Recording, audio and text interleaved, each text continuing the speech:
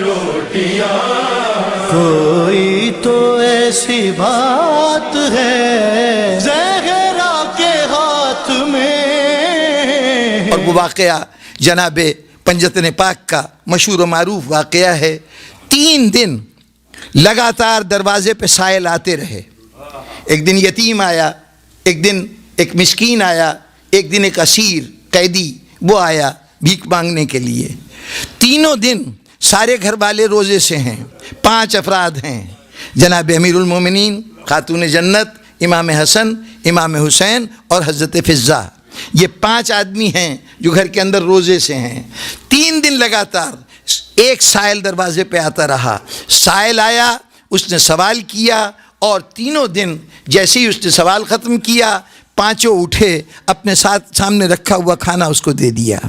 فاقے پہ فاقے ہوتے رہے، لیکن یہ طرز ادا تینوں دن برقرار رہی. میرے لیے قابل توجہ بات یہ ہے کہ اگر ان 5 میں سے کوئی ایک اس کو کھانا دے دیتا، اپنے سامنے کا کھانا دے دیتا، اور باقی 4 کا کھانا آپس میں تقسیم کر لیا جاتا، تو سائل کی بھی ضرورت پوری ہو جاتی، اور کم از کم پیٹ بھر کر نہ صحیح تو کچھ نہ کچھ تو غذا ان کے جسم میں بھی چلی جاتی. لیکن یہ عجیب بات ہے کہ 5 دن سب دیتے رہے.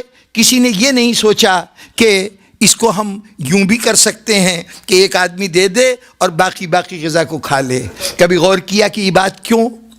بظاہر آج عقل کی دنیا، مصلحتوں کی شکار دنیا، دور اندیشیوں کے متعلق اپنی زندگی کو دور اندیشی کے نظام میں ڈھالنے والی دنیا، وہ کہے گی کہ یہ ناسمجھی کی بات تھی. چاہیے یہ تھا کہ کوئی ایک دے دیتا اور باقی 4 آپس میں اس غذا کو تقسیم کر لیتے.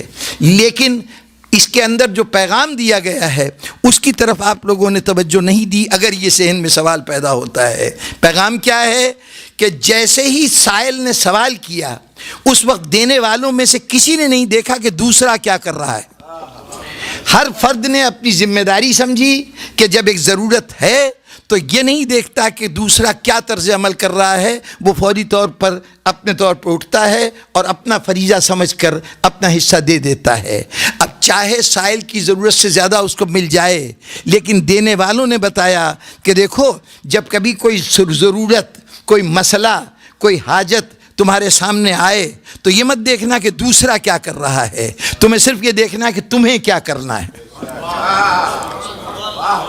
یہ آس لگا کہ یہ بات دلوں کو تسکین نہ دے دے کہ دوسرے حضرات کر رہے ہیں، ماشاءاللہ بڑے صاحب حیثیت لوگ ہیں، ماشاءاللہ ان کے وسائل معاش اتنے زیادہ ہیں کہ ہم سے زیادہ کما رہے ہیں، وہ کر لیں گے. جناب وہ تو کر لیں گے، لیکن میری بھی تو کوئی ذمہ داری ہے، میرا بھی تو کوئی فریضہ ہے. اس فریضے کو ادا کرنا ہمارا بنیادی کام ہے.